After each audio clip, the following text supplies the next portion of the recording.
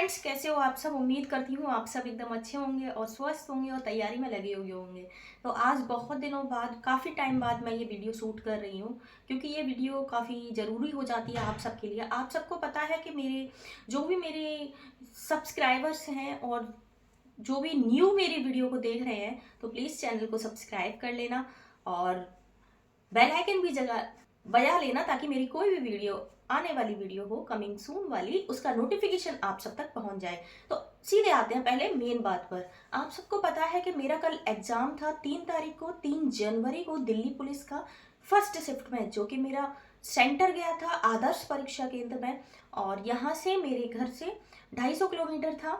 तो काफ़ी थक चुकी थी मैं, कल आई, फिर उसके बाद सो गई। आज मॉर्निंग में ये वीडियो शूट कर रही हूँ आप सब। ऐसा हुआ, सबसे पहले तो हम आते हैं कि क्या क्या ले जाएं हम सेंटर पर। देखो, गर्ल्स को मैं स्पेशली बोलूँगी, कानों में ईयरिंग्स नहीं, नाक में नोज पिन नहीं, हाथ में कड़ा नहीं, हाथ में रिंग नहीं, पैर में पायल नहीं, कुछ भी आपको मेटल का नहीं लेके जाना है। और बॉयज़ को मैं स्पेशली और गर्ल्स को भी स्पेशली बोलूँगी, अगर किसी की, ये जैकेट जो मैं पहनी हूँ ये भी मेरी उतरवा दी थी, इसमें अगर मेटल के बटन भी लगे हुए, चाहे जैकेट कैसी भी हो, कोई भी जैकेट नहीं चलेगी आपकी, ये जैकेट भी उतरवा देंगे, चाहे गर्ल्स हो चाहे बॉयज़ हो।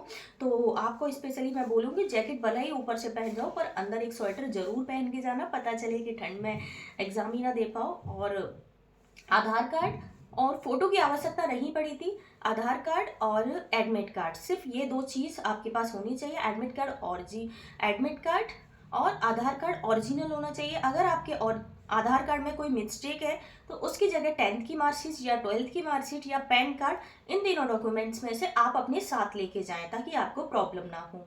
और फिर आते हैं सीधे हम एग्ज़ाम की तरफ। तो मेरा फर्स्ट शिफ्ट में पेपर था। पेपर तो काफ़ी अच्छा गया। 87 मैंने क्वेश्चन अटेम्प्ट किए थे, और 87 पता नहीं चला कब अटेम्प्ट हो गए। सबसे पहले मैंने जो सब्जेक्ट किया था, वो सबसे पहले मैंने किया था कंप्यूटर। कंप्यूटर भी काफ़ी अच्छा खासा आ रहा है। कंप्यूटर में ज़्यादा टफ क्वेश्चंस नहीं आ रहे हैं। जो भी स्टूडेंट कंप्यूटर को, मतलब कंप्यूटर की बेसिक चीज़ें अगर जानता होगा, वो ईजिली उस कंप्यूटर के 10 क्वेश्चंस को अटेम्प्ट कर लेगा, ईजिली हो जाएंगे। अब हम आते हैं रीजनिंग की तरफ। मैं बुक भी लेके बैठी हूँ, ताकि आपको इम्पोर्टेंट चैप्टर्स बता सकूँ। तो सबसे पहले हम आते हैं रीजनिंग की तरफ। रीजनिंग की मैं अगर बात करूँ, तो रीजनिंग में आप ज़्यादा जो आपको ध्यान देना है, वो आप दे लेना सीरीज पर।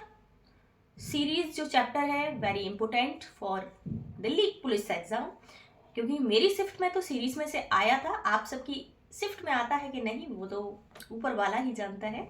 सीरीज में से कर लेना, और मिसिंग नंबर्स में से भी कर लेना, और क्यू और कीवर्ड में से भी क्वेश्चन आया था। इनइक्वालिटी का भी क्वेश्चन आया था।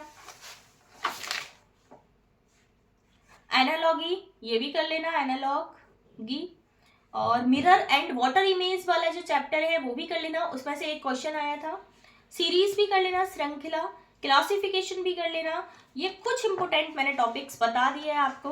इन टॉपिक्स को अगर आप एकदम, और डिक्शनरी में से भी कर लेना, डिक्शनरी ऑर्डर में से भी कर लेना। मेरे में क्वेश्चन नहीं आया, बट मैं आपको एक सजेशन दूंगी, डिक्शनरी ऑर्डर में से कर लेना। डिक्शनरी में ऑर्डर में से आया था, बट वो घुमा फिरा के आया था, तो इसलिए आप सब डिक्शनरी ऑर्डर वाले चैप्टर को भी कर लेना। बहुत इंपॉर्टेंट चैप्टर होने वाले हैं आप सबके लिए, जिसका भी अपकमिंग एग्जाम है, कल का है, परसों का है, जिसका भी एग्जाम है। ये जो मैंने रीजनिंग में चैप्टर बताए हैं, अच्छे से कर लो। मैं अपना पॉइंट ऑफ व्यू नहीं दे रही, मैं एग्जाम का पॉइंट ऑफ व्यू दे रही हूँ कि मेरे एग्जाम में किस टाइप का आयोग आपसे पूछेगा। ठीक है, रीजनिंग की बात के बाद अब हम आते हैं अंक गणित पर, मैथ्स पर आते हैं। मैथ में आप सबको बताऊं, मैथ में तो इतने इजी क्वेश्चन आ रहे हैं, जिस स्टूडेंट ने बिल्कुल भी पढ़ाई नहीं की होगी, वो स्टूडेंट भी मैथ्स के क्वेश्चन को अटेम्प्ट कर पाएगा। इतना इजी क्वेश्चन आ रहा है, बहुत इजी क्वेश्चन आ रहा है। अच्छा, मैं आप सबको बताऊं, एक मुझे रीजनिंग में क्वेश्चन नहीं आया था, सिर्फ एक ही क्वेश्चन छोड़ के आई हूँ मैं रीजनिंग में। मेरे वो क्वेश्चन था A, V, अगला पद क्या होगा। उसमें ऑप्शन था WXYZ। इसमें से कौन सा ऑप्शन होगा, आप कमेंट करके मुझे जरूर बताना। मैं छोड़ के आई हूँ, देखती हूँ कौन स्टूडेंट मुझे करेक्ट आंसर देता है और किस तरीके से आता है, तो उसका सॉल्यूशन भी मुझे कमेंट बॉक्स में बताना। अब हम आते हैं अंक गणित की तरफ। अंक गणित में तो बहुत ईजी है, जो मैं आप सबको बताऊँ, आप सबसे ज़्यादा जीएस पर ध्यान दो, और थोड़ी बहुत अगर कंप्यूटर नहीं आती है तो कंप्यूटर पर भी दे लो, पर रीजनिंग और मैथ्स पर तो आपको ध्यान देने की जरूरत नहीं है, क्योंकि जो स्टूडेंट कुछ नहीं जानता होगा ना, वो भी इजिली मैथ्स को अटेम्प्ट कर लेगा। मैथ्स के 15 क्वेश्चन इजिली अटेम्प्ट कर लेगा। रीजनिंग में मैं आप सबको बताऊं, रीजनिंग में 2 क्वेश्चन मैथ्स के आए थे और बाकी सब रीजनिंग के क्वेश्चन थे। और मैं इसमें मैथ्स में आप सबको बताऊं तो मैथ्स में हमारे तो मैथ्स में ही सारे क्वेश्चन थे, और वट बहुत इजी क्वेश्चन रहे। अच्छा, सबसे पहले मैं आप सबको बताऊं कौन कौन से चैप्टर आपको कर लेने हैं। आप